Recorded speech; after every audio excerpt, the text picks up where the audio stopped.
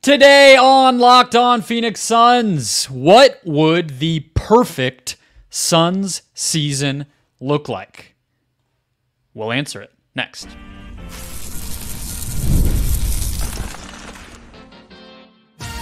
You are Locked On Suns, your daily Phoenix Suns podcast, part of the Locked On Podcast Network, your team every day.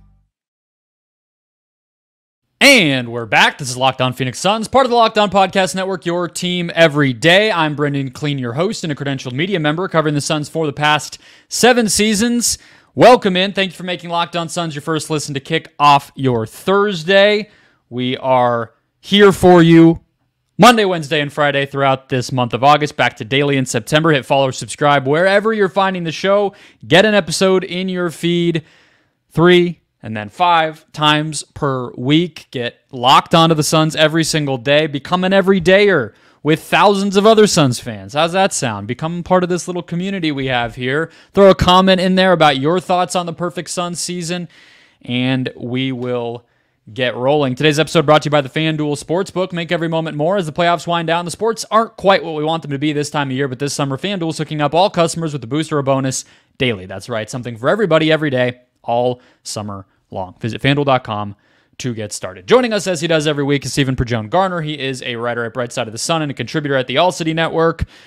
Believe Thursday you're having a mixing of the world, Stephen, with the Sky and the Mercury playing, and then I believe again on Sunday, so that'll be some good content coming from Stephen. But today we're going to talk about the perfect Suns season. And Stephen, I'm going to pass it right to you to kick us off with the first thing that comes to your mind. If we're envisioning the best case scenario for how this Suns season could go, what do you think is that first ingredient? I think this is a great thought exercise to have. One of the things that I feel like was most detrimental to this team, you can go obviously a lot of different directions with this. Turnovers.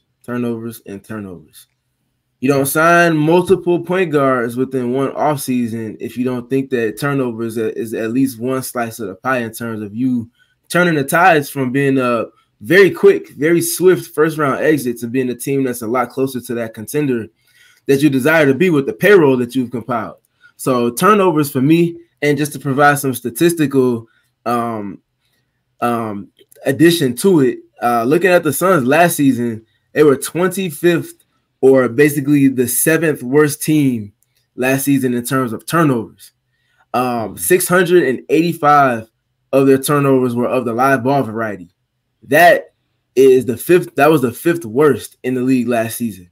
So just looking at those things, one thing, obviously turnovers eliminate possessions for you, but the live ball turnovers also compromise your defense in terms of compounding past just giving you, taking away your initial possession. So I think them addressing that, giving themselves more chances to put more shots on goal with the types of scorers that they have, that's a fail-proof philosophy. If you can dwindle that down and you can be towards the middle of the pack even, that would change a lot for this team. Couldn't agree more. I had it in my head as clean up the little things, but I don't even think it's little. I don't even think that's the right way to put it. It's almost like play the right way actually might be the best way that I would put it.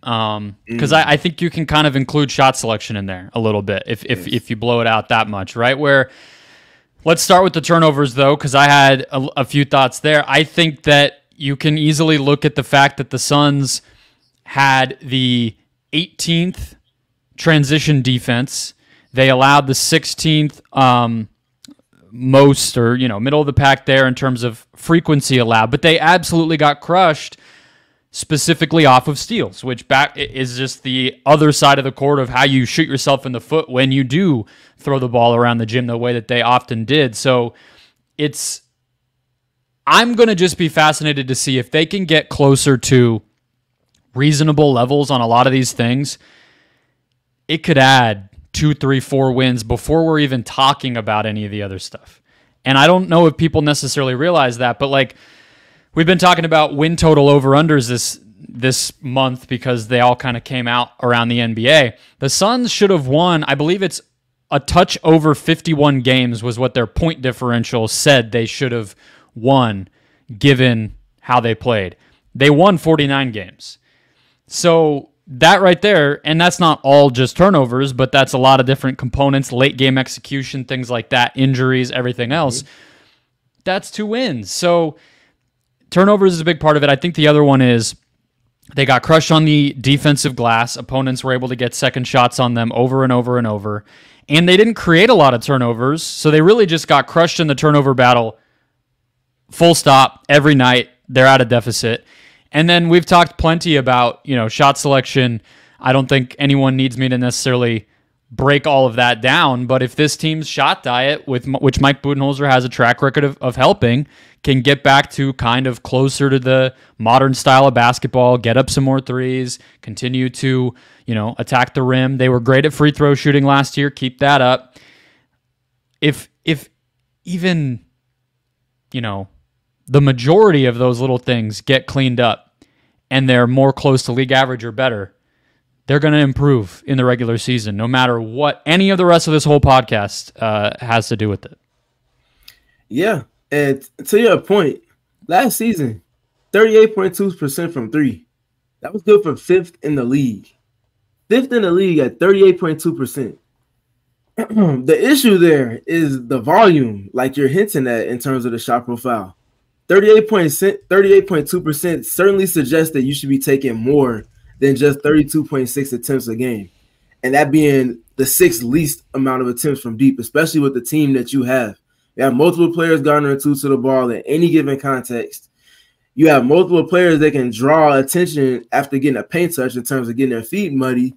Like, there's just no reason for this team to not be taking more threes, especially with the laser, if we're still in the Frank Vogel adage, of the lasers that they have on this roster. Forgot about lasers. Forgot about that term. So point being, to your shot profile point, they have to get up more threes. I'm not saying they got to put up 45 or 46 a game like the 2017, 2018 Rockets, but they do need to be towing that line of 40 a lot closer than that 38 that they were averaging last season. I think they should be at a healthy 42. That would certainly suffice for me. And I do feel like if they mitigate the turnovers, allow for their defense to stay more set, more consistently, they might make up half of that difference in transition alone. Absolutely, and I think that's one of the things that I've been trying to harp on about Tyus Jones and the Monte Morris edition, but especially Tyus, that I think people are just so quick to say they got him to fix the turnovers. It's like, come on, they're not going to bring a whole player in just for one capacity of his skill set. I think that him being able to obviously limit those turnovers and allow them to just play possessions out the way that they want to is big, but he's juiced tempo everywhere he's ever gone, and I figure he'll continue to do that. One other guy I wanted to talk about here in the context of shot selection, though, is Bradley Beal, because I was doing the fantasy basketball preview on our Locked On Fantasy Basketball show that we do this time every year with the host over there, and people can check out that show. It's a good overview of the Suns if you want to hear more of my thoughts on that stuff. But we were talking about Beal on that show, and it just made me realize, yes, his turnovers were a career high, and he was a culprit for some of these things. But he had the highest three-point rate he had in 5 years. He dipped his mid-range rate, the lowest it had been in 5 years, kept the fairly high, at-rim attempt rate, which he doesn't get credit for, but is pretty high for a combo guard already, even before he ever got to Phoenix. He kept that steady. And he had the best true shooting percentage of his career as a result of that. And I just look at, some of the other guys on this team where Book's three-point rate went up from the previous season, but was not even close to the best he's ever done in that department, the most threes he's ever taken compared to the rest of his shots. KD, very much the same. He's had years where he was taking a third or more of his shots from deep, and this past season it was below 29. For a guy who's aging and is evolving his game, usually that trend goes the other direction. So I just think Beal deserves more credit than I think he gets from Suns fans for starting to adapt his game. There's probably more to be done, but I think given how much we all talk about shot selection, the guy who did it tends to get hated on a lot by this fan base, and I guess I just kind of want to point it out. I don't have any grand point to make other than maybe like chill on the insults to the guy who did a lot to try to adapt to what this team needed him to be. I think we were both fairly steady last season. And speaking to, no player sacrificed more in terms of what they were known to be as a player for the greater good of the team to make the pieces work than Bradley Beal last season. The touches, the spots on the floor his touches were coming from, the frequency at which the touches occurred, the multiple stretches where Frank Vogel was trying to figure out where to position him within the rotation last season. It was just always a Rubik's Cube of trying to figure out what consistency they could find with Bradley Beal. I think mentioning that is extremely important because I do feel like going into a second season, and it's for those particular reasons that we just noted with Bradley Beal, that oftentimes big threes don't win in the very first season that they're compiled.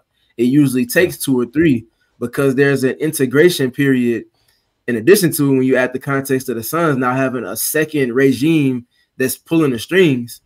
There's a learning curve that comes with that. There's a rhythm and cadence and understanding collectively that comes with that.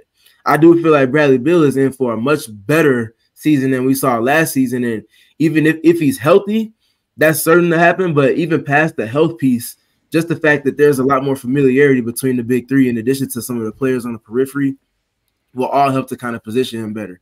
And I do think that he'll shoot the ball better this season in addition to understanding how important his drives are and still figuring out how to keep that part of his shot profile intact as well. Shoot better, probably. Also had the highest field goal percentage and three-point percentage of his career. So, like, let's just kind of, keep all of this in mind as we talk about this dude, I think, and maybe just being healthy goes a long way within all of that. All right, cutting down on turnovers, playing the right way, some sacrifice. We've covered a lot. We'll cover more of how the Suns could have their perfect season this year coming up next.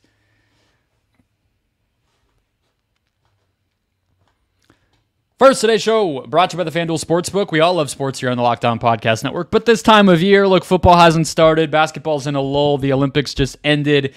It's not quite what we want it to be. We're scrambling. We're looking at random stuff we've never heard of, trying to just get that fixed. But FanDuel lets you keep the sports going whenever you want. All you have to do is open the app, dream up bets anytime you're in the mood. And this summer, FanDuel is hooking up all customers with a boost or a bonus daily. That's right. There's something for everybody every day all summer long. So head over to FanDuel.com and start making the most out of your summer. Thursday, when you are all listening to and watching this, is the return of the WNBA season. The Phoenix Mercury on the hunt for a WNBA championship. They are 3.5-point favorites on the road in a game that Steven will be at. That'll be a fun return to the court. See if the big three for the Merc can recover quickly from chasing a gold medal and hit the ground running this second half of the WNBA season. Put a little money on it. Make yourself have a little more stake in that game in addition to, of course, all of you bleed purple and orange. Otherwise, why would you be here? FanDuel, official sports betting partner of Major League Baseball.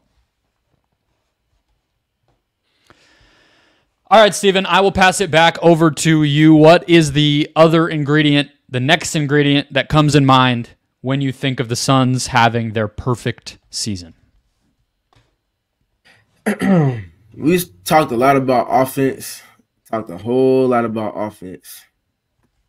That other end of the floor, they have to have everybody in their main rotation step up in terms of their efforts on the less glamorous end of the floor. I think Frank Vogel tapped the sign and really kicked the door down after quite some time and tapping on it, that this team would just figure it out offensively. It was impossible for them to not figure it out. Might it not look the prettiest at times? Yes. Might it not look as organic sometimes because they're thinking things through? Yes. But they would not struggle to put the ball in the bucket. And I don't think he was wrong in that. Might his process have been kind of somewhat flawed a little bit or just not generated the buy-in needed to execute the way that he needed them to? Yes. But the defensive end is not going away anywhere. That's something they won't be able to duck. And if they don't figure that part of the ball out and early, we're going to see some of the inconsistencies that we grew irritable to in terms of seeing no consistency last season rear their ugly head again. And I think that defensive rating is something that's going to be extremely important to gauge with this team. Last season, they finished tied for 12th. Technically 13th if you want to put a specific number, but they tied with the Memphis Grizzlies at 113.7. That was good for 12th. Like I said, tied for 12th for 13th. They should be a lot closer to top 10, in my opinion. Honestly, they should be like top 8 if I'm really speaking to where I think they can and should be if they're really optimizing everything they have. That's an arbitrary number if you're not applying the context. So let's look at the context. We talked about Devin Booker and his role with Team USA, and we talked about how impactful he was at the point of attack, whether he was in tandem with Drew Holiday and Derek White or operating solo of those two, picking up the ball 3/4, if not full court, turning ball handlers multiple times, getting in the passing lane, screen navigation, just being up to touch on consistency. That's something that has to translate. I think for large portions of last season, a lot of Suns fans felt that Bradley Beal, in terms of the main rotation players, was the best point of attack defender just because of his abilities and movement patterns defensively, sliding his feet laterally, all of those little things like that. Extremely important in the process. If they can find that level that Bradley Beal was able to reach in multiple moments, to the extent where he was guarding Zion Williamson against the New Orleans Pelicans and doing so effectively, and then going and guarding any other guard under the sun and everywhere in between there, tandemize that with Devin Booker, obviously get your rookies in the mix with everything, and just really find some sort of a semblance of an identity of a blue-collar level of play defensively in the guard group specifically, I think would do them a great solid. It'll take pressure off of Kevin Durant in rim protection, take pressure off of Yusuf Nurkic in rim protection, and in his customary drop coverage as well. And it would just generally help for them to be a lot more conducive to success on the defensive end in a sustained manner. I love all that. My question is, again, I don't think anyone needs me to say the quiet part out loud on this, but I look at things, especially on the defensive end. I try to break it down from a statistical standpoint because I think that's oftentimes the best way to kind of measure it, given that it's a difference of inches and like you said, effort can be hard to measure, all this stuff. Where do you think it shows up on the defensive end if we're imagining a world where they go from, like you said, where they were last year around 12th to 7th, 8th, or whatever it is? Like, what things do you look at that would lead you to? We talked about transition. If they're not turning it over, they're going to be a better transition defense. That's one area I think you could see it. But they weren't exactly, again, rebounding was a big one, but like they weren't exactly terrible at anything in terms of the shots they allowed, the way that they allowed teams to kind of score on them. Like you said, Vogel did raise the floor better than you would have talent. 4 seasons over 8th, it was because of this. Like, what do you think we'll say besides, yes, effort, but like what will that mean for them? I think the buy-in piece that I kind of hinted at is certainly a big portion of it. If that's at the foundation, they're automatically top 10 in my opinion, and that jumping of 2 slots from where they were last season changes a lot.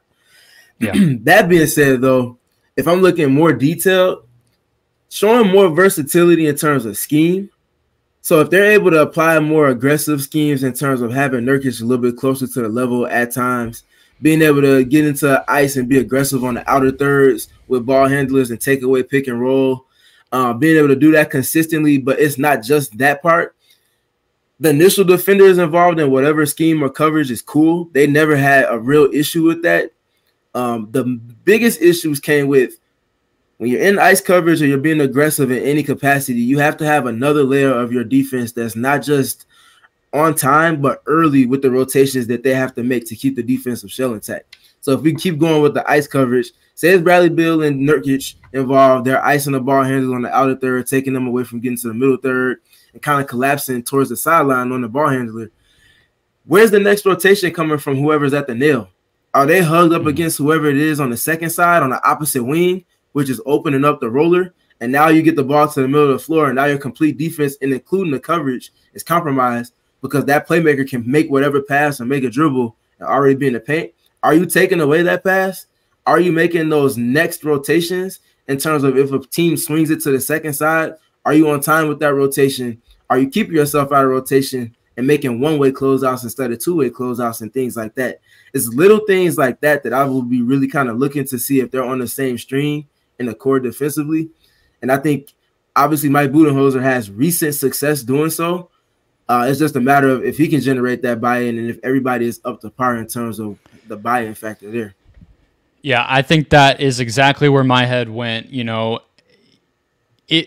because I'm not, I guess, as convinced, and I know we're doing a perfect exercise, but I'm being a little bit more, my real imagination of this team this year is that, and I even had this kind of metric for them last year, honestly. I just think it's the reality of the situation with the big three that they have is they may not be able to be the absolute, a dominant regular season defense from the standpoint of, they are a little bit small. They're going to be out-rebounded. There are some facts of, Nurkic is not, an elite defensive center, even if he's good and was better last year than people expected.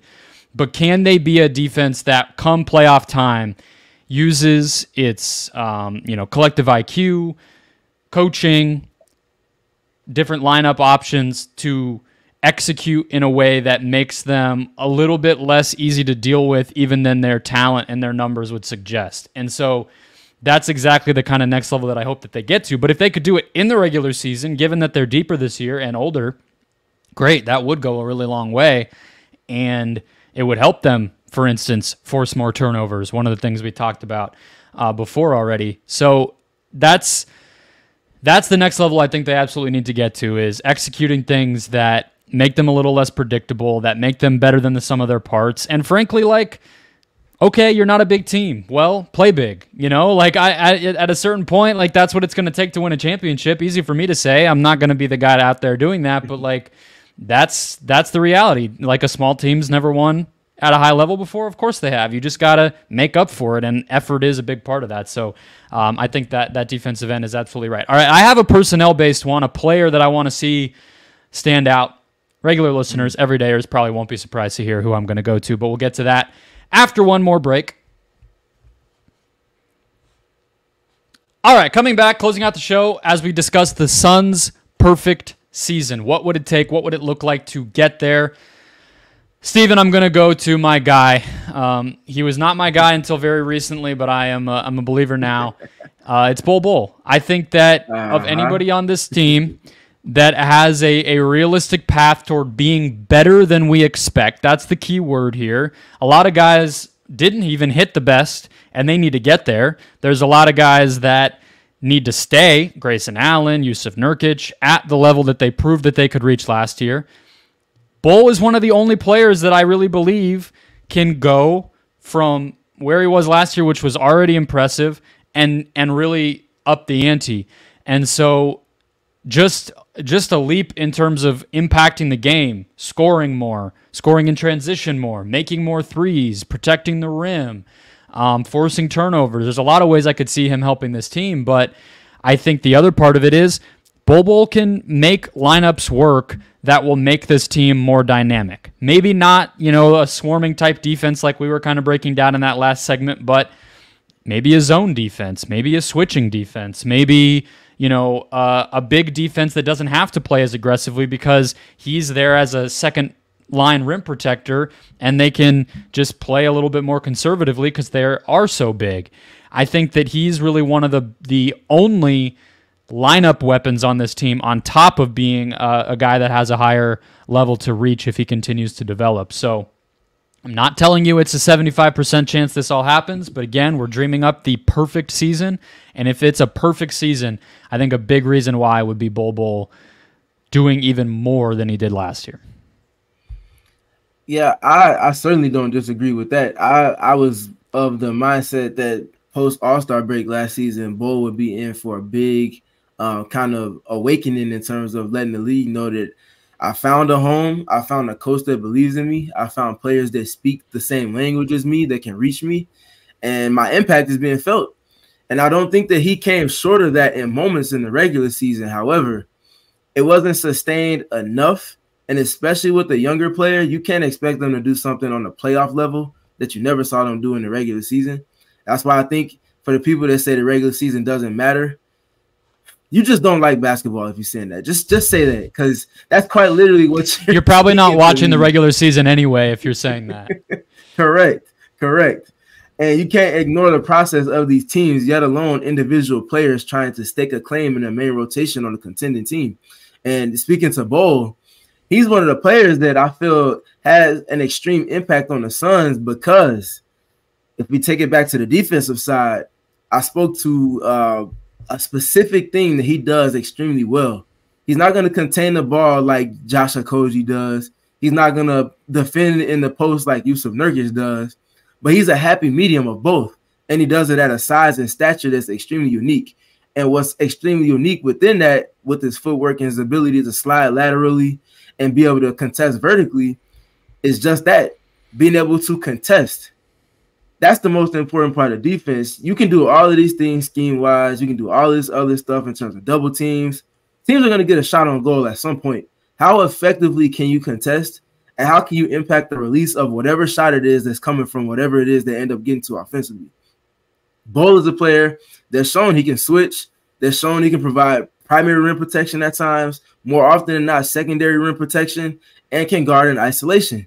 And being able to have players on your roster that can just get up solid contests on the ball is important. I think that's something that made the Boston Celtics the team that they were last season. And I mean, that's quite literally what you saw against the Dallas Mavericks in the championship.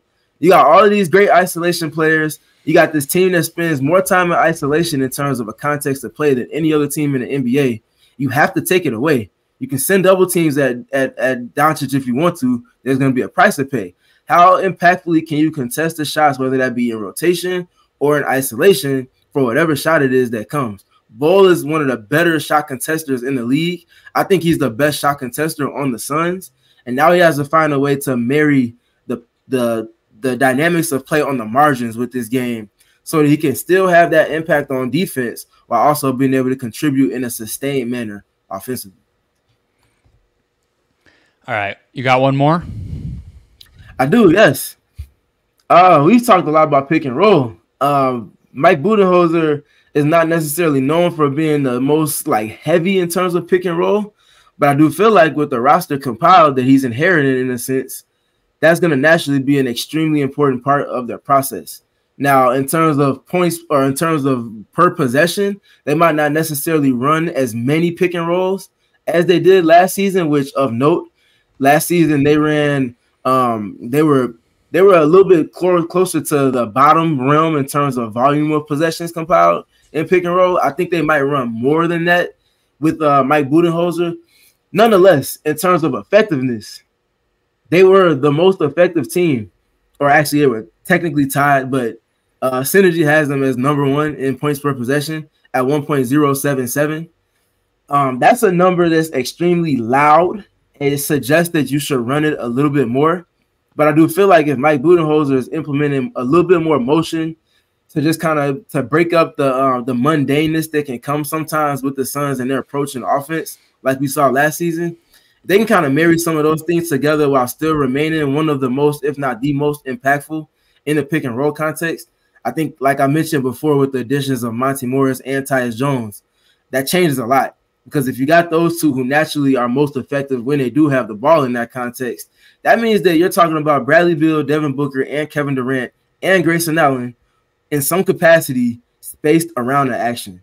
And that just allows for you to manipulate and pull strings in a different way than you maybe didn't have the chance to do last season because of personnel. So if they can sustain at that number one or top 5 level in points per possession and pick and roll, that'll change everything in terms of the process for this team. Yeah, what I like about that idea too is if you think like that Tyus and Monte maybe become kind of their pick and roll initiators, and like you said, in those situations, the big three and Grayson are spacing, scoring, attacking broken defenses, rotating defenses. That also means that when you do want to go ISO or quick hitting stuff for the big three to just cook, that's coming as more of a surprise to the defense. That's coming more as a choice, like a change of pace option, rather than, all right, Book has the ball again. Is he going to get a screen or not? You know what I mean? And that was kind of at times like it could get a little bit predictable if you're like that. So I think I've talked about it a lot in terms of the variety of rotation and lineup options that this team has at its disposal now because of all the different changes and moves that they've made since they traded for Beal. I think that that ripple of that is basically, well, they can play a lot of different ways too, and that'll just, especially during the regular season, you just become that much more difficult to game plan for, just compete against every day. All right. I have a question. One area of this thing that I know fans talk a lot about that I don't want to overlook. If we're talking perfect, if we're talking upper echelon outcomes, best percentile of everything, could one of these rookies break out this year? And if so, what would that change for this team? You can pick either one, but if one of these guys is just way quicker to adjust to the league than we're expecting and really does make an impact in year one, becomes the rare example of a rookie who can do that, what would that do for this team? For me, it continues to be Ryan Dunn. That's just a position that they didn't have his stature, his type of athlete at last season. And I think when we're talking about scheme versatility and just general versatility, he's one of the players that's going to come to mind right after Kevin Durant and Bol, in my opinion, if you're looking at the roster as a whole. That versatility that he brings in potential is something that has to be optimized for this team to get to the level that they desire to be. I don't think he can be a player that's only playing 10 minutes when they get to the playoffs. I think that naturally you have to go through your process, but he has to be a piece that's able to garner a solid 15 to 20 within your rotation, because they just don't have someone else that can be that blue-collar type of defender that I was speaking to earlier, especially from the perimeter specifically. Having Ryan Dunn, being able to stash him at the point of attack, and then figuring out how to get the most out of him offensively on the other side of the floor where the most of his weaknesses will show is going to be important. I also think that he has the correct disposition to be the type of impact defender that this team needs him to be from day one. Now it's just a matter of how quickly do his senses and things like that he garnered on the collegiate level translate to the NBA level. Naturally, it's just going to be reps that helps him get there. But I do think that he has to be a piece that's important within their rotation come on meaningful moments and playoff play. Yeah, as their roster looks now, I think he, as a wing, gives them something that nobody else does. That could change. We won't waste time on trades today. People don't like when I keep doing that. But if the roster is what it is, which we'll just do that for this, then yeah, I think so. To me, I've been thinking about it as Oso, if you ask me, the most likely rookie to make a consistent impact over the course of the season and get the most minutes, I might lean Oso just because he plays a position that's a little easier to do that in, and the guys he's backing up are older. Whereas Dunn, I think in this kind of a conversation, is my answer of the player who could have the ceiling level impact that actually kind of makes you reconsider this team, their ceiling and everything, because he is so unique and because he is such a, if it were to happen this year or whenever he breaks through here, it'll be such a breath of fresh air from the standpoint of just they don't have anything like that. So yeah, it'll be interesting to see how they bring those guys along, whether the coaching staff and the front office is even thinking of those two as, prominent players in their plans early in the season at all. We'll see. But again, thinking about the perfect outcome here, it's worth giving some thought to. All right, that'll wrap us up. Hit follow, subscribe if you haven't already. We'll be back next week. Reed, Steven, and the crew over at Bright Side of the Sun and PHNX. And enjoy your weekend.